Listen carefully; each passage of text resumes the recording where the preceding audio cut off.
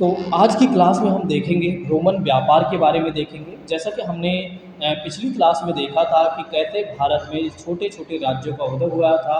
200 ईसा पूर्व से लेकर 300 ईस्वी तक कैसे छोटे छोटे राज्यों का उदय हुआ था, जिसमें हमने देखा था सातवाहन वंश के बारे में और कई वंश के बारे में हमने देखा था। तो जो लोग नए हैं वे पिछली क्लास को ज़रूर देख लें ताकि यह क्लास उन्हें बेहतर तरीके से समझ में आ जाए।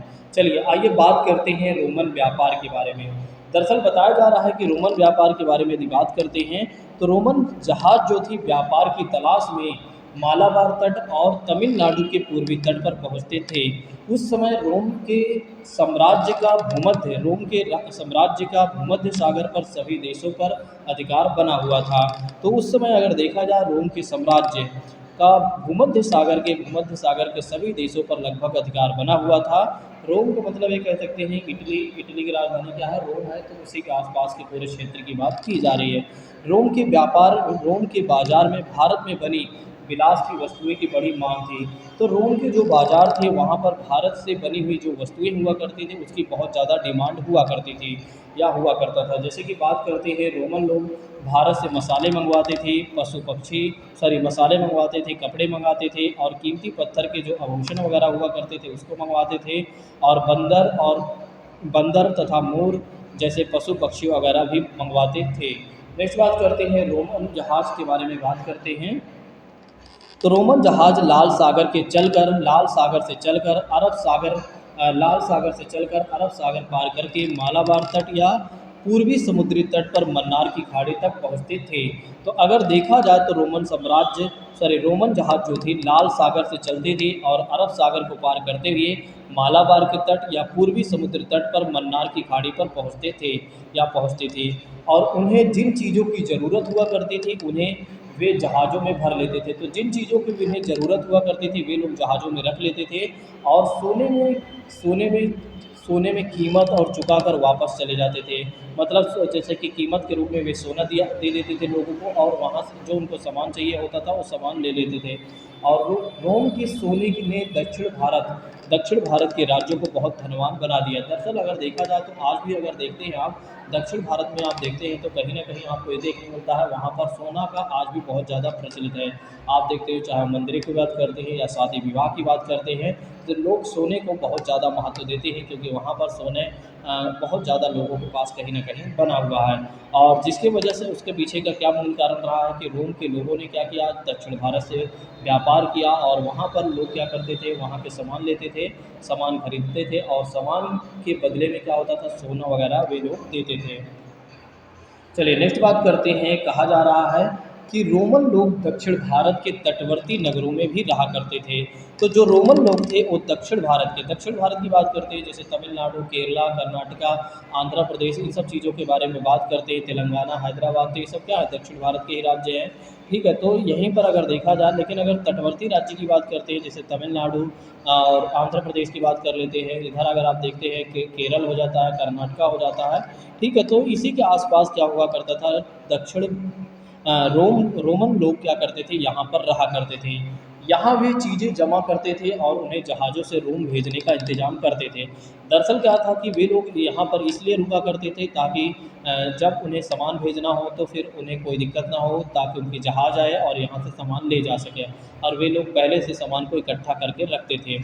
इन नगरों में देखा जाए तो इन नगरों में एक था अरिकमेडु, ध्यान रखिएगा, अरिकमेडु के बारे में बात करती हैं जो पांडिचेरी के लगभग नज़दीक ही था और जिसकी पुराविदों ने खुदाई की और जिसके बारे में जो हमारे पुरातत्व सर्वेक्षण विभाग के लोग थे जिन्होंने क्या किया, खुदाई किया और यहाँ रोम में बनी अनेक चीज़ें भी मिली हैं। तो यहाँ पर अगर देखा जाए तो रोम में जो बनी हुई चीज़ें हैं यहाँ पर देखने को मिलती है अरिकमेडु। इसका मतलब ये कह सकते हैं कि वहाँ से क्या था, रोम से भी कुछ चीज़ें यहाँ पर आती थी, क्योंकि जब खुदाई किया गया तो यहाँ से बहुत सारी चीज़ें हमें देखने को मिली हैं जो रोम की चीज़ें थी। इन बंदरगाहों से जहाज दक्षिण पूर्वी एशिया के देशों को भी जाते थे। तो बताया जा रहा है कि इन बंदरगाहों से अगर यदि हम देखते हैं तो दक्षिण पूर्वी एशिया के देशों को भी बहुत सारे सामान भेजे जाते थे।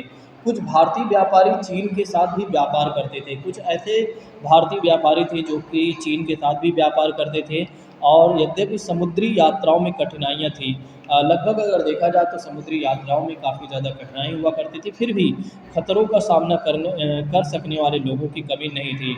लोग खतरों को ही एक तरीके से झेलते हुए कुल मिलाकर कितनी बड़ी भी कठिनाई है उसको अगर उन्हें पार करना है तो वे पार करते थे। मतलब कुल मिलाकर वे अपने आप को कुल मिलाकर वे व्यापार करना चाहते थे, अपने सामान को यदि उन्हें बेचना है तो कठिनाई कुछ भी आए वे करेंगे, वे करते भी थे।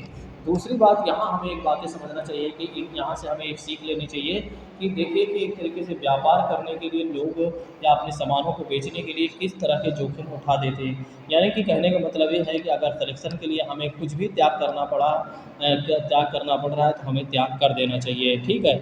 या कितनी बड़ी भी जोखिम उठाना पड़ रहा है तो हमें जोखिम उठाना चाहिए, क्योंकि हमारा जीवन है, हमें इसे सफल बनाना है। नेक्स्ट बात करते हैं कि अब दक्षिण भारत का माल उत्तर भारत, कहा जा रहा है कि दक्षिण भारत का माल उत्तर भारत में भी पहुंचने लगा था। अब क्या होता है दक्षिण भारत, कहने का मतलब ये है कि अगर आप देखते हैं कि दक्षिण भारत से लेकर दक्षिण भारत के जो सामान होते हैं वो भारत उत्तर भारत में भी क्या होता है पहुंचने लगता है आगे चलकर, ठीक है। और दक्षिण से होने वाले कीमती पत्थरों के निर्यात के कारण दक्षिण राज्य बहुत धनी हो गए थे। दरअसल क्या हुआ था, दक्षिण से क्या होता था कि बहुत सारे कीमती पत्थरों का निर्यात किया जाता था। मतलब जो दक्षिण के लोग थे वे लोग क्या करते थे, उत्तर भारत में पहुंचाते थे, तो वे लोग उनको यहाँ पर सोना या पैसा वगैरह देते थे, जिसकी वजह से क्या था, दक्षिण के लोग कहीं न कहीं बहुत ज़्यादा धनी हो गए थे। अब आइए समझ लेते हैं कि इनका जनजीवन कैसे था, लोगों का जीवन कैसे था, लोग किस तरह से जीवन जी रहे थे, मतलब यहाँ की कैसी स्थिति थी। अब मुझे लगता है कि एक बात आप लोगों को बताना चाहिए कि जो क्या आप लोगों को मेरी बातें समझ में आई कि नहीं? यदि समझ में आ गई हो तो एक बार जल्दी से कमेंट कर दीजिए, यस सर हमें समझ में आ गया है।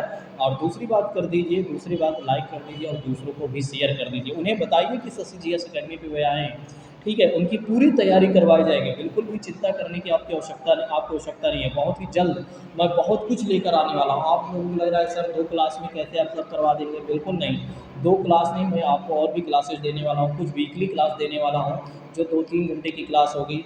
तो कुल मिलाकर बहुत सारी क्लासेस मैं आपको प्रोवाइड कराने वाला हूँ, कुछ की नोट्स मैं बना रहा हूँ, बहुत जल्द ही मैं आप लोगों के साथ साझा करने वाला हूँ, ठीक है। हर विषय की नोट्स होगी, जो मैं अपने स्वयं की नोट्स बनाऊँगा उसी नोट्स से मैं आपको पढ़ाऊँगा, ठीक है, ताकि आपको ये ना लगे कि सर अपने लिए अलग से पढ़ते हैं और हमारे लिए अलग से पढ़ाते हैं। बिल्कुल वही नोट्स होगी जिसमें आपको कहीं से कहीं तक कोई दिक्कत नहीं होगी।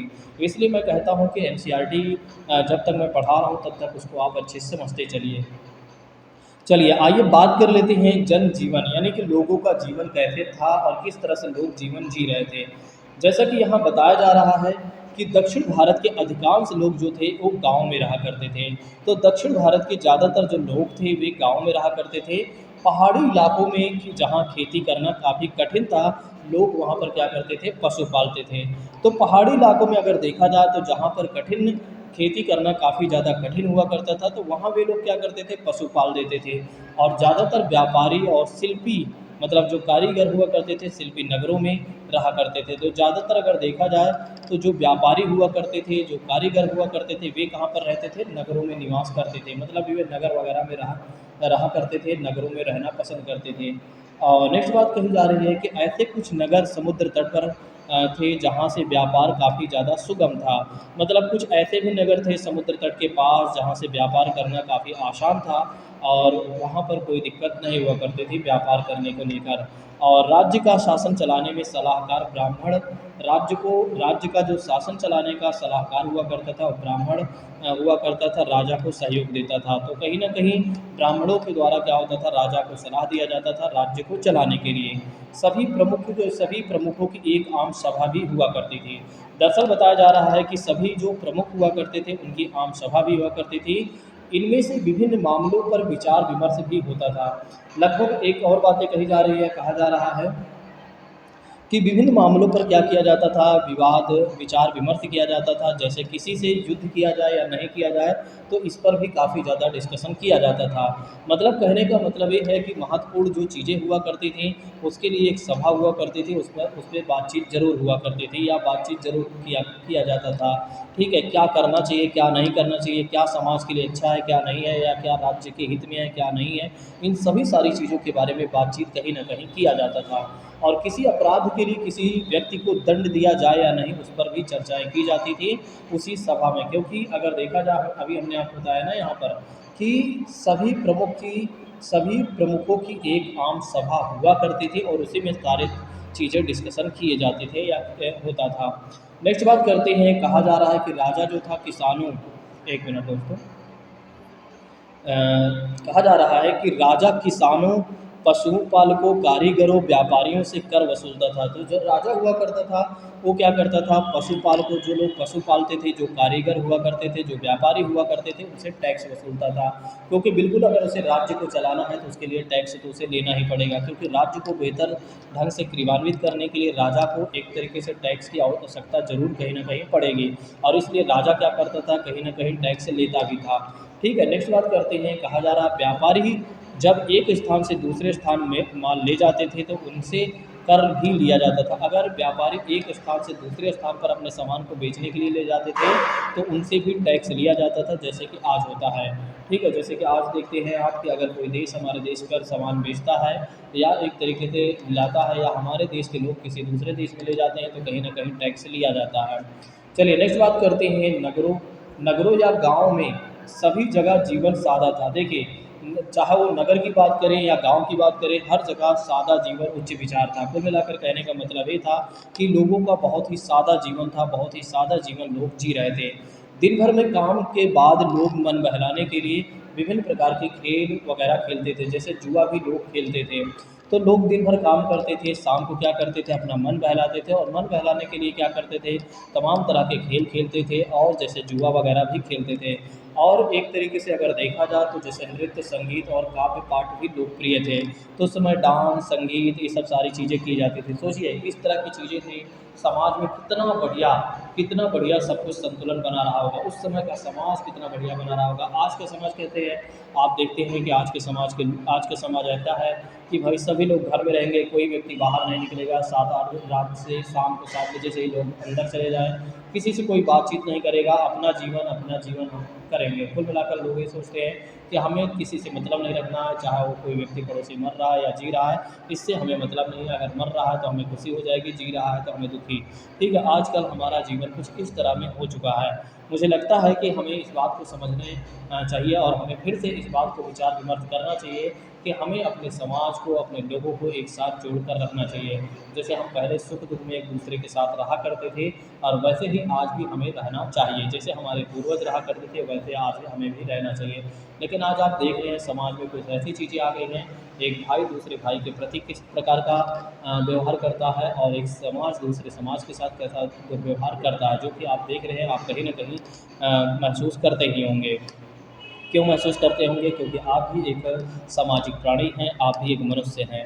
ठीक है, तो कहीं न कहीं किसी न किसी समाज से आपका ज़रूर संबंध बना होगा, समाज से ज़रूर नाता बना होगा, नहीं बना है तो समझ लीजिए जंगल बुक के आप मोगली माने जाएँगे। ठीक है, ये केवल मज़ाक है दोस्तों, नहीं तो आप लोग सोचिए कि सर हमारा परिहास कर रहे हैं, बिल्कुल ऐसा चीज़ें नहीं है।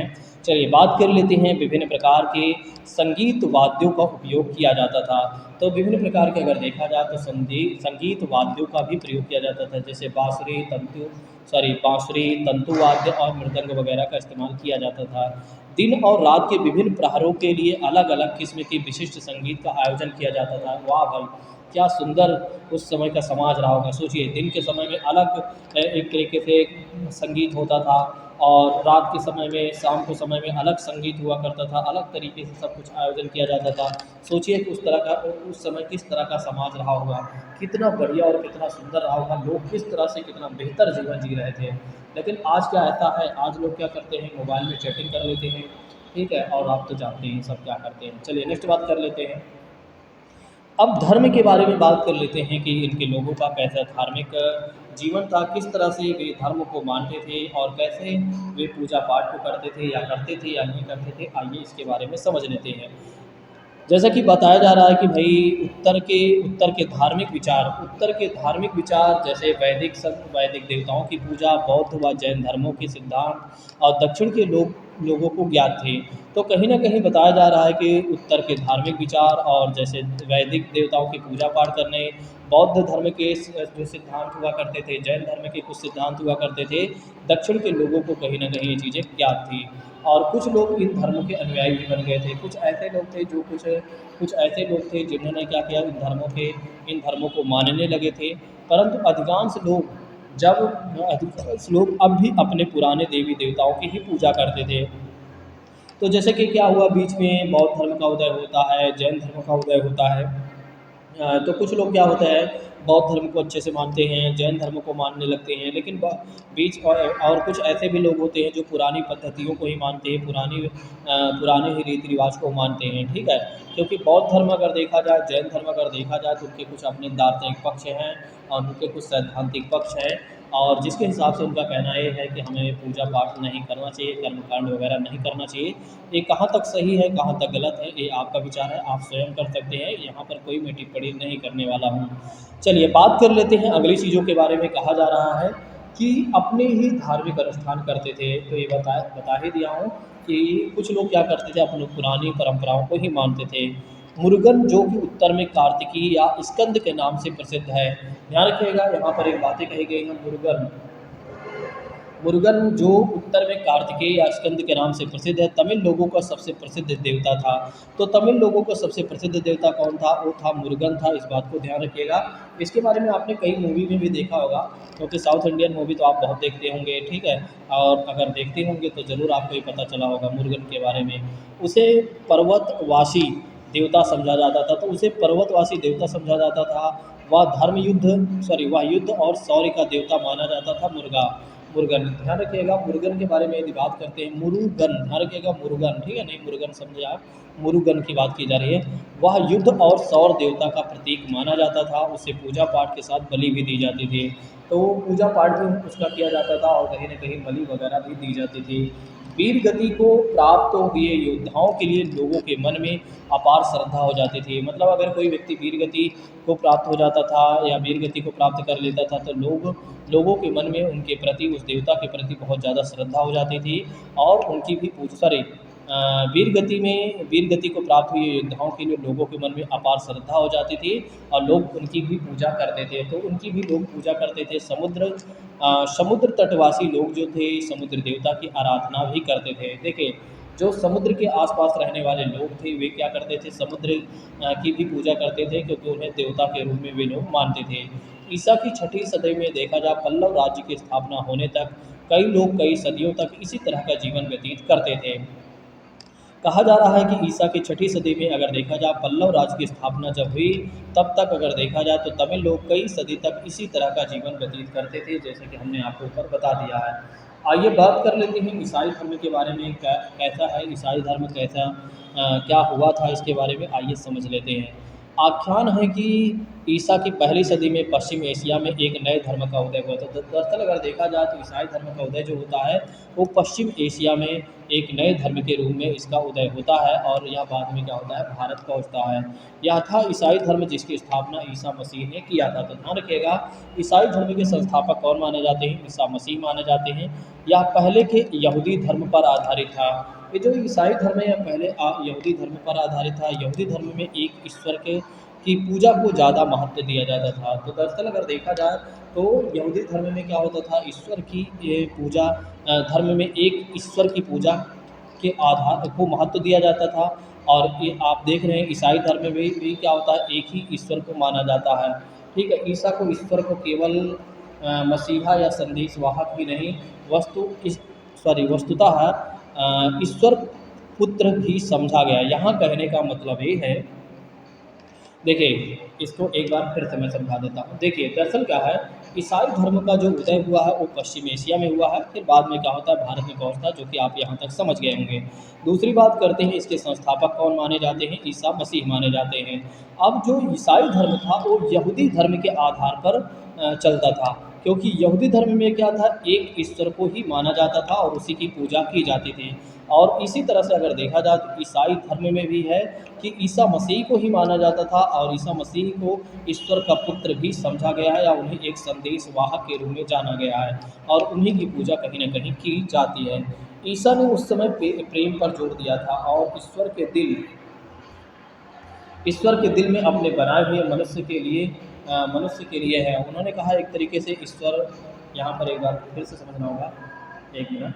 यहाँ पर कहा गया ईसा ने उस समय पर जोर दिया, उस समय, एक मिनट दोस्तों, सॉरी, ईसा ने उस प्रेम पर जोर दिया जो ईश्वर के दिल में अपने बनाए हुए मनुष्य के लिए है।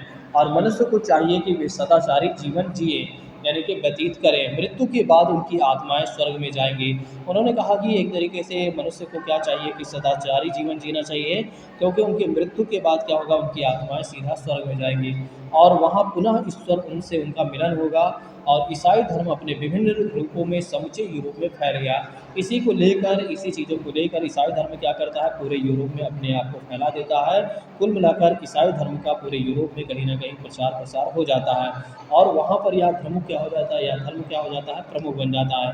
क्योंकि लोगों का मानना ये था कि अगर लोग सदाचारी जीवन जीते हैं, लोग सदाचारी या अच्छा जीवन जीते हैं, तो क्या होगा कि जब उनकी मृत्यु होगी तो उनकी जो आत्माएं होंगी सीधा वो स्वर्ग जाएंगे और वहाँ पर उनका मिलन ईश्वर से होगा।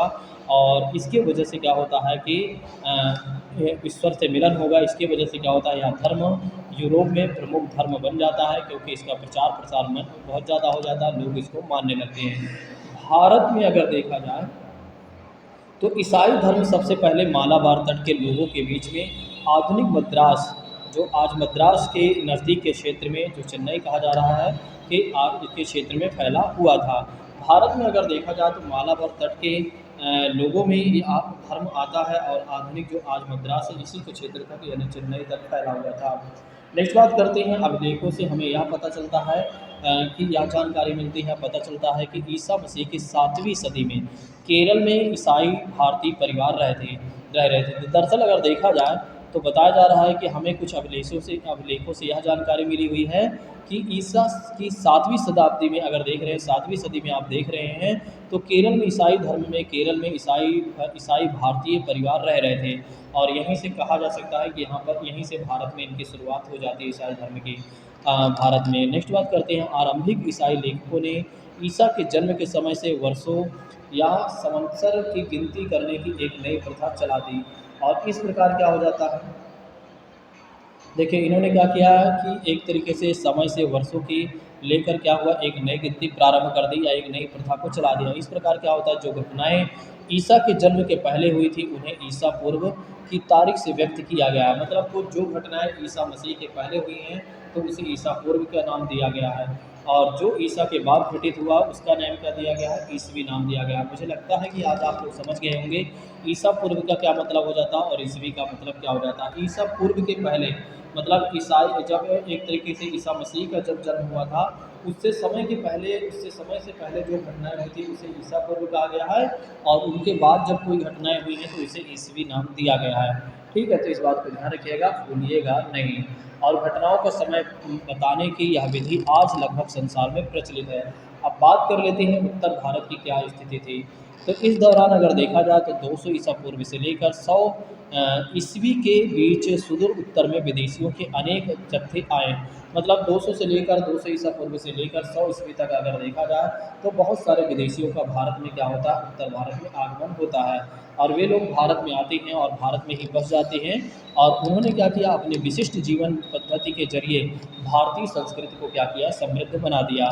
तो वे लोग भारत में आते हैं और भारत में ही आकर रह जाते हैं और अपने विशिष्ट जीवन पद्धति के जरिए ही उन्होंने क्या किया, भारत की संस्कृति को समृद्ध बनाया। और ये लोग थे वाख्यात्री यानी कि यूनानी, जिन्हें हिंद यवन भी कहा जाता है। ध्यान रखिएगा, इन्हें व्याख्यात्री यूनानी या हिंद यवन भी कहा गया है, या पार्थो या पार्थियन भी इन्हें कहा गया। शक और कुषाण भी भारत में आते हैं। यूनानियों के अलावा बाकी सब मध्य एशिया से आए थे। तो यूनानियों के अलावा अगर देखा जाए तो सेंट्रल एशिया से क्या होता है, बाकी लोग आते हैं। यह उन अनेक अवसरों में से एक था यह उन अनेक अवसरों में से एक था जब मध्य एशिया से आए लोगों ने न केवल भारतीय संस्कृति को प्रभावित किया बल्कि भारतीय जन समुदाय के भी अंग बन गए। दरअसल क्या होता है, जो लोग भारत में आए उन्होंने केवल और केवल भारतीय संस्कृतियों को ही प्रभावित नहीं किया, बल्कि उन्होंने एक काम है किया कि भारतीय समुदाय के अंग भी वे लोग अपने आप को बना लिए। कुल मिलाकर भारतीय समुदाय के वे लोग अंग भी बन गए। जैसे कि बात करते हैं हिंद यवन के राजाओं के सिक्कों के बारे में बात करते हैं, तो ये सब आप देख सकते हैं, ये उनके सिक्के वगैरह हुआ करते थे। इसमें ज़्यादा आपको देखने नहीं मिल रहा होगा, ठीक है, क्योंकि चित्र उतना अच्छा नहीं है। तो एक बार हिंद अवयन डाल के आप क्या कर सकते हैं, सिक्के डाल के इंटरनेट पर आप देख सकते हैं, सब कुछ आपको देखने को मिल जाएगा। थोड़ा सा अपने से भी कुछ किया करें, ठीक है। आप लोग कई बार सोचते हैं कि नहीं सर आप ही सब करवा के दे दीजिए, देखिए जब कुछ आप करेंगे थोड़ा से, तो जब स्वयं कोई चीज़ें खोज करेंगे तो फिर क्या होगा कि वो चीज़ें आपको स्थायी हो जाएंगी और लंबे समय तक वो चीज़ें याद रहेंगी। इसीलिए मैं कई चीज़ें कहता हूँ कि आपको खुद कर लेना चाहिए। हिंद यवन के बारे में बात करते हैं। सिकंदर की यूनानी सेनापतियों ने ईरान और अफगानिस्तान में क्या किया, अपना अपना शासन स्थापित कर दिया। तो सिकंदर के यूनानी सेनापतियों ने क्या किया, ईरान और अफगानिस्तान में अपना अपना शासन स्थापित कर दिया। इन राजाओं ने इन राजाओं के उत्तराधिकारियों ने अब अपनी नज़र उत्तरी भारत की ओर फेरी।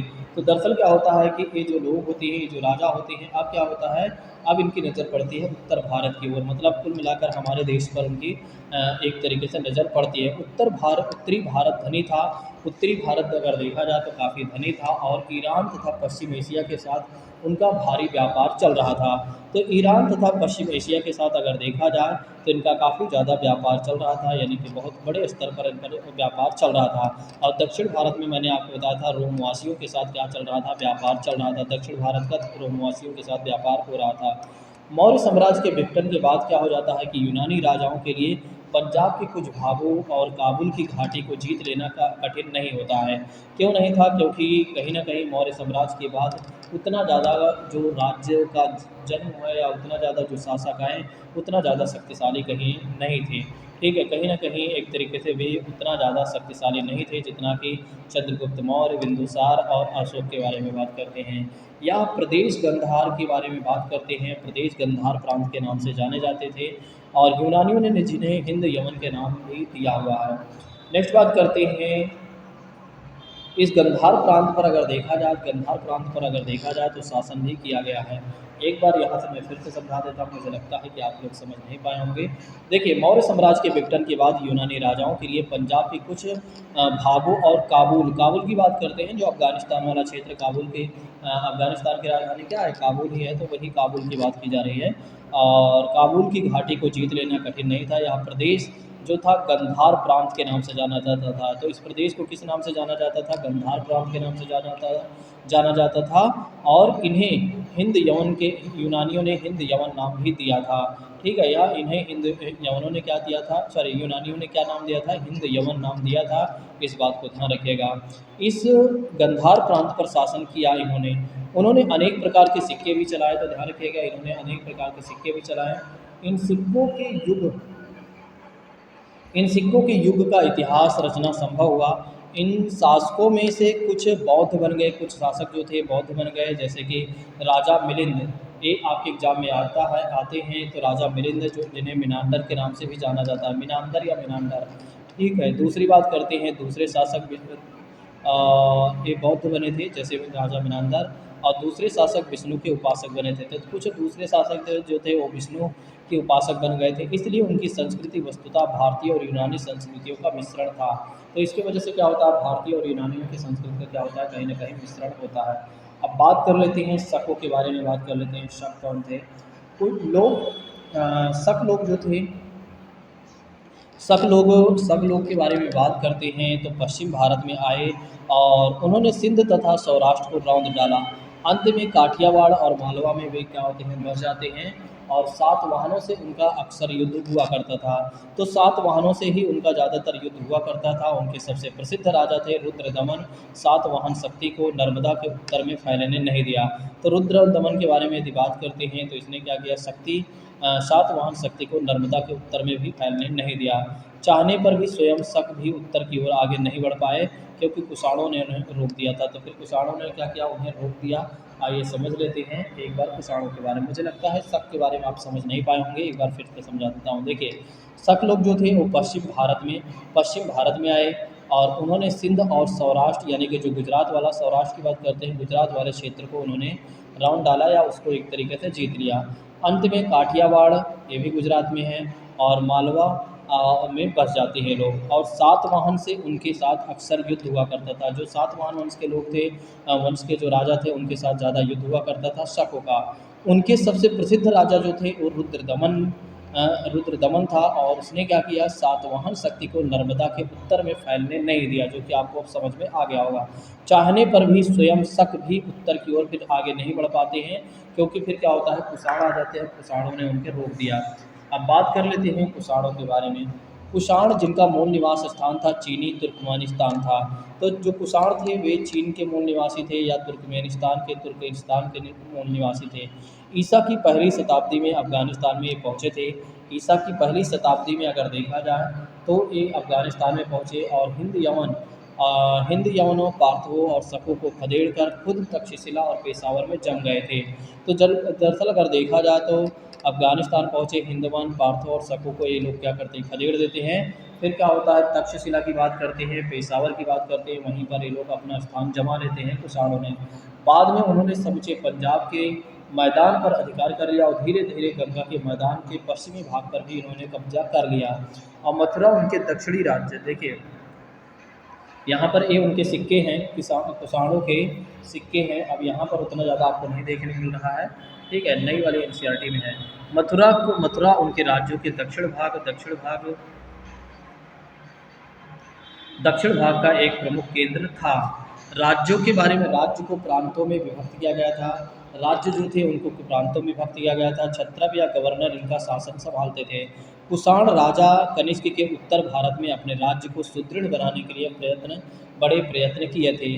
वह अपनी सेनाएं उत्तर में मध्य एशिया तक ले गए थे और एक पराक्रमी राजा समझा जाता था। मध्य एशिया में हुण साम्राज्य की चीनी सेनाओं के साथ कुषाणों की मुठभेड़ हो जाती है। दरअसल क्या होता है, मध्य एशिया में हुण साम्राज्य की और चीनी सेनाओं के साथ कुषाणों की मुठभेड़ हो जाती है। मथुरा के संग्रहालय में कनिष्क की एक आदमकंद खंडित मूर्ति मिली हुई है। तो मथुरा के संग्रहालय में अगर देखा जाए तो कनिष्क की एक आदमकंद खंडित मूर्ति रखी हुई है। इनमें से वह गठीले बदन का व्यक्ति नज़र आता है, एक गठीले बदन का व्यक्ति नज़र आता है, जैसे कि यहाँ पर एक देखने को मिल रहा है, ठीक है। तो इस तरह का व्यक्ति नज़र देखने को हमें मिलता है। तो यहाँ पर लिखा भी हुआ है कि एक तरीके से मथुरा के नज़दीक से मिली कुषाण सम्राट की कनिष्क की बिना सर की खंडित मूर्ति मिली हुई है। तो आप इसे देख सकते हैं, ठीक है। चलिए अब आगे चलिए नेक्स्ट बात करते हैं, कहा गया है कि कनिष्क की एक आदम खंडित मूर्ति मिली हुई है और इनमें से वह गठिल बदन का व्यक्ति नजर आता है और वह बौद्ध धर्म का समर्थक था। तो ध्यान रखिएगा, कनिष्क किस धर्म का समर्थक था, तो बौद्ध धर्म का समर्थक था। उसने बौद्ध विहारों के निर्माण के लिए धन दान दिया था। कल हमने आपको बताया था बौद्ध विहार क्या थे, ठीक है, पिछली क्लास में को एक बार आप देख लीजिएगा, आपको सारा कुछ समझ में आ जाएगा। तो उसने बौद्ध विहारों को निर्माण के लिए धन भी दान दिए थे और धन भी दिया था। और उस समय प्रचलित धार्मिक वाद विवादों में उसकी दिलचस्पी काफ़ी ज़्यादा थी। उस समय जो धार्मिक वाद विवाद चल रहे थे उसमें उसकी ज़्यादा दिलचस्पी हुआ करती थी। उसी के शासनकाल में चौथी बौद्ध संगीत की महाआयोजन किया गया था, इस बात को ध्यान रखिएगा। तो चौथी बौद्ध संगीत के बारे में बात करते हैं, तो महासंगीतियों के बारे में बात करते हैं तो कनिष्क के समय में ही किया गया था। पहले की भांति इस बार भी बुद्ध की शिक्षाओं के बारे में अनेक निर्णय लिए गए। तो दरअसल पहले की जैसे ही इस बार भी क्या होता है, बुद्ध की शिक्षाओं के बारे में अनेक निर्णय लिए जाते हैं। चलिए आप बात कर लेते हैं थोड़ा सा आज के लास्ट चीज़ों के बारे में, ठीक है। चलिए बात कर लेते हैं विचारों का आदान प्रदान के बारे में, थोड़ा सा देख लेते हैं। बाकी अगर कोई चीज़ें बच जाती है आप लोग पेज तो उसको आप लोग स्वयं कर लीजिएगा, ठीक है, क्योंकि अब थोड़ा सा मेरे पास समय नहीं है, ठीक है। ज़्यादा नहीं, एक आध ही पेज बचेगा, ठीक है, क्योंकि अभी मेरी क्लास है दूसरी, ठीक है। तो उसके वजह से इस क्लास को मुझे स्थगित करना पड़ेगा। चलिए 5 मिनट में मैं ख़त्म करने का प्रयास करता हूँ, नहीं होगा तो एक पेज बचेगा, आप लोगों को मैं शेयर कर दूँगा, उसको आप लोग कर लीजिएगा। तो इन सब का परिणाम यह होगा कि भारतीय जीवन के विभिन्न पक्षों में धर्म, कला और विज्ञान से संबंधित कई नए विचारों का भी समावेश हुआ या प्रवेश हुआ और कई परिवर्तन हुए भी। भारत, ईरान, पश्चिम एशिया के अधिक निकट समर्थक में आ गया। भारत जो होता है ईरान तथा पश्चिमी एशिया के अधिक निकट के संपर्क में आ जाता है, यानी कि संपर्क में आ जाता है। व्यापार के कारण क्या होता है, उत्तर भारत, उत्तरी भारत और मध्य एशिया के सीमांत प्रदेशों के साथ संबंध भी स्थापित हो जाते हैं। तो अगर देखा जाए तो व्यापार के कारण क्या होता है, उत्तर भारत, उत्तरी भारत और मध्य एशिया यानी सेंट्रल एशिया के साथ क्या होता है कि कहीं ना कहीं एक तरीके से इनके साथ अच्छा रिलेशन हमारा बन जाता है। भारतीय वस्तुएं भूमध्य सागर के नगरों नगरों और नगरों और बंदरगाहों में पहुंचने लगी थी। भारत और सिकंदरियों के बीच लंबी दूरी होने के बावजूद भी सिकंदरिया के बंदरगाह के साथ भारत का व्यापार में वृद्धि होती है। काफ़ी ज़्यादा एक तरीके से दूरी होने के बावजूद भी कहीं न कहीं क्या होता है कि हमारा एक तरीके से व्यापार चल रहा था या व्यापार में हमारी वृद्धि होती है। इस व्यापार के कारण ही तक्षशिला, मथुरा और उज्जैनी जैसे नगरों का महत्व और ज़्यादा बढ़ जाता है। तो दरअसल क्या होता है, इसी सिकंदरिया बंदरगाह के साथ क्या होता है, हमारा व्यापार काफ़ी ठीक-ठाक हो जाता है, जिसकी वजह से क्या होता है कि कहीं न कहीं इस व्यापार की वजह से ही तक्षशिला, मथुरा और उज्जैनी जैसे नगरों का भी काफ़ी ज़्यादा महत्व इस समय बढ़ जाता है। अब बात कर लेते हैं कला के बारे में, आर्ट के बारे में देख लेते हैं। जैसे कि बात करते हैं पश्चिम एशिया के साथ संपर्क बढ़ने के कारण क्या होता है, उत्तर भारत के नगरों में यूनानी मूर्तिकला का भी प्रवेश हो जाता है। तो जब पश्चिम पश्चिम एशिया के साथ संपर्क हमारा बढ़ता है तो उसके कारण क्या होता है कि उत्तर भारत जैसे कि हमारे नगरों में क्या होता है, यूनानी मूर्तिकला का मतलब जो यूनानी लोग थे वे किस तरह के मूर्ति बनाते थे, तो वो सारी चीज़ें हमारे हमारे हमें भी देखने को मिल जाती हैं कि कैसे वे लोग मूर्तियाँ वगैरह बनाते हैं। तो कहीं न कहीं हम भी उनसे काफ़ी चीज़ें सीख लेते हैं। इसमें यूनानी तथा रोमन देवताओं और भूमध्य सागर के लोगों की भी मूर्तियाँ बनी हुआ करती थी। गंधार प्रदेश के भारतीय कलाकारों की मूर्तियों की इस नई शैली में दिलचस्पी भी बढ़ी। अगर देखा जाए तो गंधार प्रदेश के भारतीय कलाकारों की मूर्तियों की इस नई शैली में क्या होता है, दिलचस्पी बढ़ती है और इससे वे भी प्रभावित हुए हैं। उनकी बनाई हुई बुद्ध की मूर्तियाँ और बुद्ध के जीवन से संबंधित दृश्य पटल यूनानी शैली से मेल खाते हैं। यह शैली जो है एक तरीके से गंधार शैली के नाम से जानी जाती है और यह कला शैली न केवल आधुनिक पंजाब और कश्मीर जैसे क्षेत्रों में भी लोकप्रिय थी, बल्कि आधुनिक अफ़गानिस्तान में भी, क्योंकि गंधार शैली की कला के अनेक अवशेष वहाँ से मिले हुए हैं। मथुरा में दूसरे मूर्तिकार थे और जिन्होंने अपनी एक अलग शैली का विकास किया, परंतु उन्होंने यूनानियों की नकल नहीं की थी। तो दरअसल अगर बताया जा रहा है कि यहाँ पर कि मथुरा में दूसरे मूर्तिकार भी आए थे या दूसरे मूर्तिकार भी थे, लेकिन उन्होंने क्या किया, अपनी एक अलग शैली का विकास किया और यूनानियों की नकल उन्होंने नहीं किया था, इस बात को ध्यान रखिएगा। हालाँकि उन्होंने भी बुद्ध की मूर्तियाँ बनाई थी और इसे मथुरा कला शैली कहा जाता है। तो ध्यान रखिएगा, जब मथुरा के लोगों ने क्या किया, अपनी एक नई शैली का विकास किया, उसे मथुरा कला शैली नाम दिया गया है। ठीक है, दिया गया है। तो इस बात को ध्यान रखिएगा। तो दोस्तों सिर्फ इतना ही बच रहा है, आप लोग स्क्रीनशॉट ले लीजिए, स्क्रीनशॉट ले लीजिए। अब मैं क्लास नहीं ले पाऊँगा क्योंकि इसके बाद मेरी दूसरी क्लास है, ठीक है? तो इसको स्क्रीनशॉट आप ले लीजिए आगे वाला, ठीक है? अगर आप को पीडीएफ ना मिल पाए तो आप इसकी स्क्रीनशॉट ले लीजिए। ज़्यादा इसमें कुछ है नहीं। चलिए अगर 1 मिनट में इसको बता ही देता हूँ, छोड़ो 1 मिनट 2 मिनट लगेगा, बता ही देता हूँ। देखिए, चलिए बात कर लेते हैं धर्म के बारे में। यहाँ बुद्ध को तपस्वी बनने के लिए गृह त्याग को भी दर्शाया गया है, यहाँ पर आप देख सकते हैं। और जब बुद्ध ने गृह त्याग किया था तो उसे महाभिनिष्क्रमण कहा गया है, ठीक है? इस बात को ध्यान रखिएगा बौद्ध धर्म के अनुसार। धर्म के बारे में देख लेते हैं। ये मूर्तियाँ केवल बुद्ध की ही नहीं बल्कि उनके अनेक बोधिसत्वों को भी थी। कल हमने आपको बताया था बोधिसत्व कौन थे, जिनका बौद्ध लोग सत्कार भी करते थे। बोधिसत्व जो थे उन त्यागी पुरुष को कहा जाता था। यहाँ पर आप देख सकते हैं कि बोधिसत्व उन्हें कहा जाता था, उन त्यागी पुरुषों को कहा जाता था जो इस धरती पर बुद्ध के पहले पैदा हुए थे। जातक ग्रंथों में बोधिसत्व के बारे में अनेक कथाएं बताई गई हैं और इस समय बौद्ध धर्म में क्या था कि काफ़ी परिवर्तन हो गया था। अब यह सरल धर्म नहीं रह गया था जिसका बुद्ध ने उपदेश दिया था। तो दरअसल क्या होता है, आगे चलकर बौद्ध धर्म उतना ज़्यादा सरल नहीं रह जाता है, क्योंकि आगे चलकर क्या होता है, बौद्ध धर्म दो संप्रदाय में बढ़ जाता है, एक तो महायान में, दूसरा हीनयान में।